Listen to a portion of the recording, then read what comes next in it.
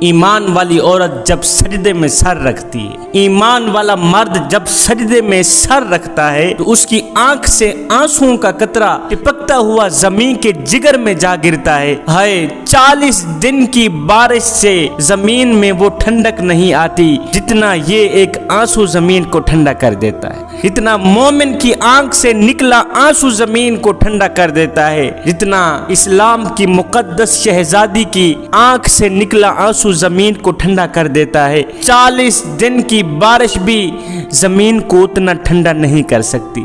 زمین پر پانی کی بارش 10-12 انچ سے نیچے نہیں جاتی۔ اے اسلام کی مقدس شہزادیوں، خوف خدا میں، خشیت الہی میں تمہاری آنکھوں سے نکلا ایک آنسو تحت الثری تک زمین کو ٹھنڈا کر دیتا ہے۔ یہ زمین ترس رہی ہے انسانیت کے آنسوؤں کو، اس لیے کہ اس زمین کو اتنے گانے سنائے گئے ہیں کہ اس کا کلیجہ پھٹ گیا ہے۔ اس زمین پر اتنا ناچا گیا ہے، اتنی گندگی پھیلائی گئی ہے کہ اس کے انگ انگ میں آگ لگی ہوئی ہے۔ اس زمین پر اتنا زنا کیا گیا ہے کہ یہ پھٹنے کو تیار ہے۔ اس زمین پر ایسے خوفناک گناہ ہو رہے ہیں کہ آسمان کی چھت ٹوٹنے کو تیار ہے۔ اے اسلام کی مقدس شہزادیوں، ذرا پیچھے کی طرف تو دیکھو، جب ماؤں کی گود ہری تھی تو ایسے ہیرے اور جواہرات وجود میں آئے جنہوں نے عالم اسلام کو چمکا دیا۔ اللہ کی محبوبہ،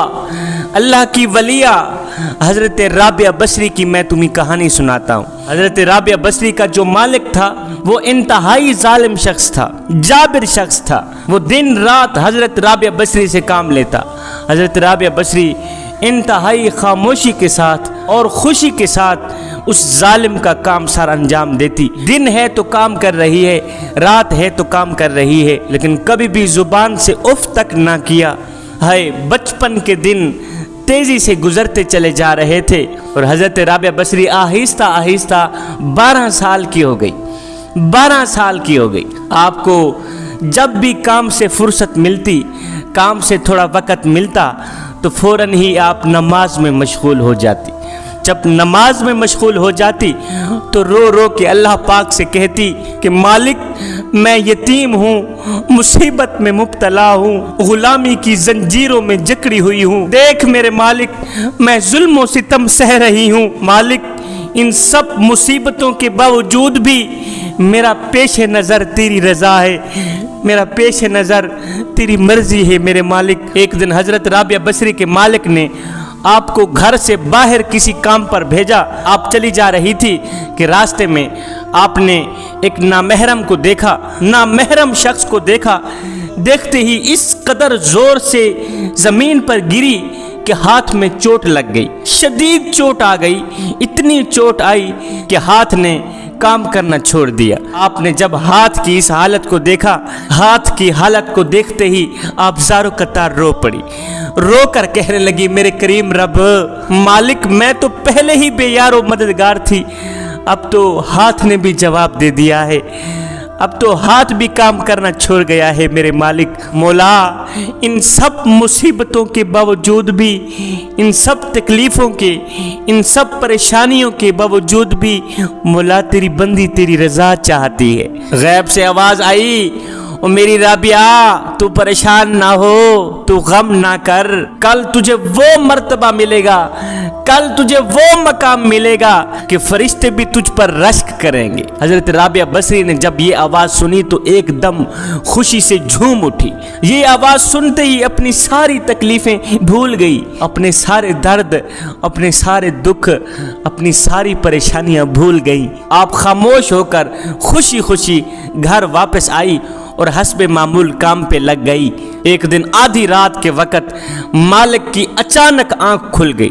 اس ظالم مالک کی اچانک آنکھ کھلی۔ اس مالک کی نگاہ اچانک حضرت رابعہ بصری کے کمرے پر چلی گئی، کوٹھڑی پر چلی گئی۔ اس مالک کو رابعہ بصری کی کوٹھڑی میں چراغ محسوس ہوا، ایک روشنی محسوس ہوئی۔ مالک بڑا ہی حیران ہوا کہ یہ کنیز رات کے دوسرے پہر کیوں جاگ رہی ہے، آخر یہ کیا کر رہی ہے۔ یہ مالک کوٹھڑی کی طرف بڑھا، لیکن یہ دیکھ کر مالک کے قدم कोठरी के बाहर ही रुक गए। इसकी नौकरानी, इसकी मुलाजमा, इसकी कैनीज हजरत राबिया बसरी इबादत में मशगूल है, इबादत में मशगूल है, सर सजदे में है।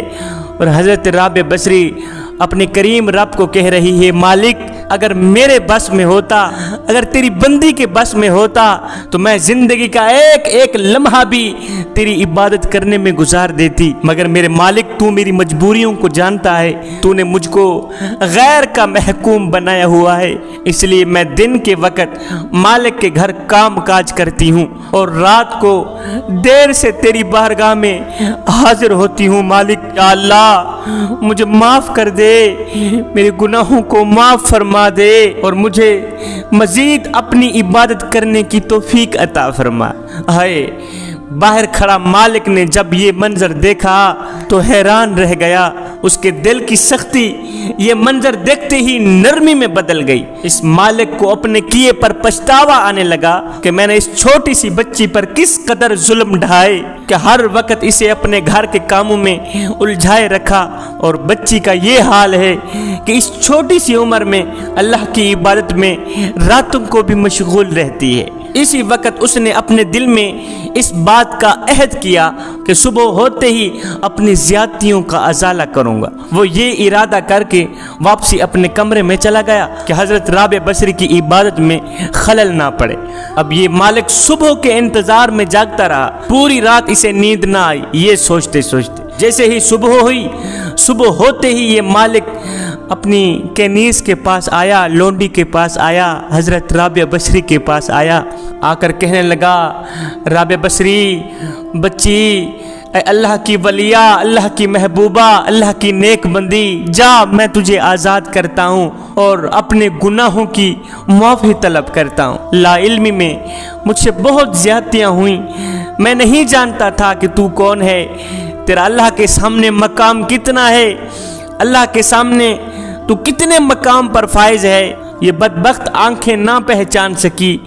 अल्लाह की नेक बंदी, जा मैं तुझे आज़ाद करता हूँ और अपने किए की माफ़ी चाहता हूँ। हज़रत राबिया बसरी ने उसे माफ़ करते ही उसके घर से रवाना हो गई। फिर अपनी सारी ज़िंदगी हज़रत राबिया बसरी ने अपने करीम रब के नाम कर दी, अपने महबूब के नाम कर दी। फिर दिन है तो सजदे में है, रात है तो सजदे में है, दिन रात इबादत करने में मशगूल।